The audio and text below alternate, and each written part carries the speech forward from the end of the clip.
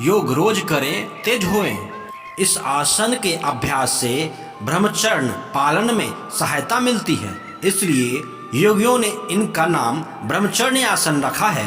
विधि: जमीन पर घुटने के बल बैठ जाएं, दोनों पांव को नितंबों में बगल में रखें, आगे से घुटने मिलाकर रखें, दोनों हथेली को घुटने पर रखें। चित्र में देखें, दृष्टि सम रहे, शांत चित्त से बैठें। लाभ: इनके अभ्यास से वीरवाही नाड़ी का प्रवाह शीघ्र ऊर्ध्वगामी होता है और शिवरी नाड़ी की उष्णता कम होती है, अतः स्वर्ण दोष दी बीमारियों के लिए उपयोगी है। इनके अभ्यास से उपस्थ इंद्रिया में काफी शक्ति आ जाती है, चित्तवृत्ति का निरोध होने में मन एकाग्र होता है।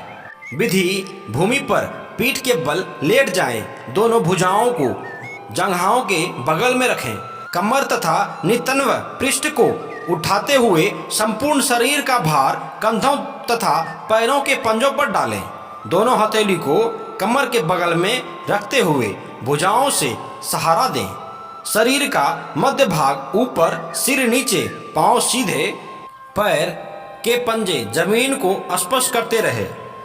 देखें चित्र में, अभ्यास काल में साहस समान रखें, यथाशक्ति इनका अभ्यास करें। लाभ: इस आसन के नियमित अभ्यास से रीढ़ की हड्डी और कमर में लचीलापन आती है और दोनों शक्तिशाली भी बनते हैं। पाचन तंत्र सुधरता है, आंतों के रोग ठीक होते हैं, पेट कम होते हैं और पीठ के दर्द का भी निपटारा होता है। गलकंड, कंठमाला, थायराइड, वाक्तुंड दोष समाप्त होते हैं, नेत्रों की ज्योति बढ़ती है, चेहरा कांतिमय होता है। विधि: भूमि पर सीधे बैठकर टांगों को अपने सामने की ओर फैलाएं, दाएं पांव पर अंगूठा बाएं हाथ से मजबूती से पकड़े, बाएं हाथ से दाएं पांव बाईं ओर ले जाएं। अब बाएं हाथ से दायां अंगूठा बाएं कान को और खींचें। इस प्रकार शरीर की आकृति ऐसी बन जाती है जैसे कमान के तीर खींचा जा रहा हो। इसी प्रकार दूसरे ओर से भी अभ्यास करें।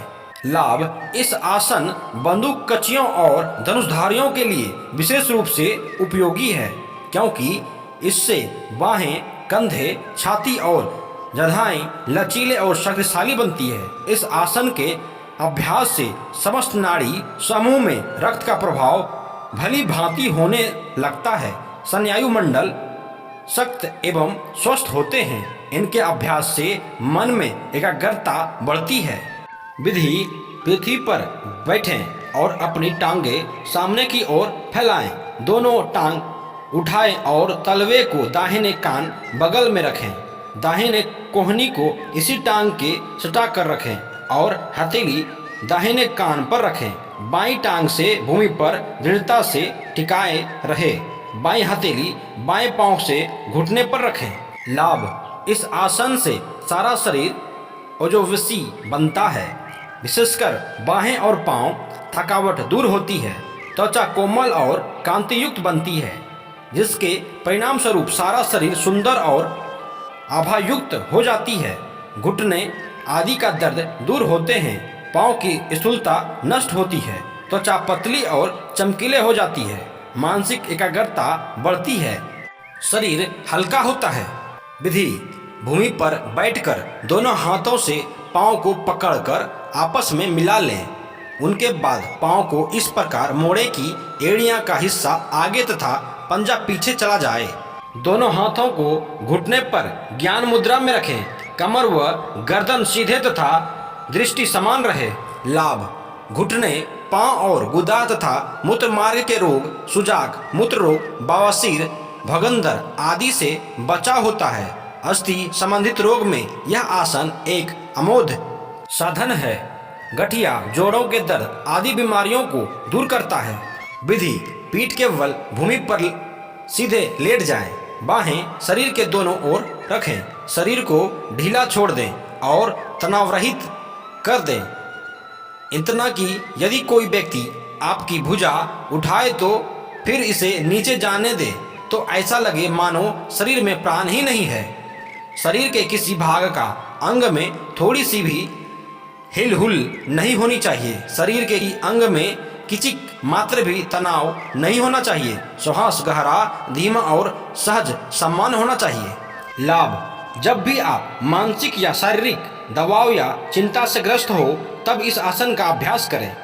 इनके विशेष में मृत मानव की तरह भूमि पर लेट रहें। यह श्वास या आसन को दूर करने वाले चित्त को चंचलता से हटाकर शांत करता है। हृदय रोग, उच्च रक्तचाप के लिए प्रमोद योगी है।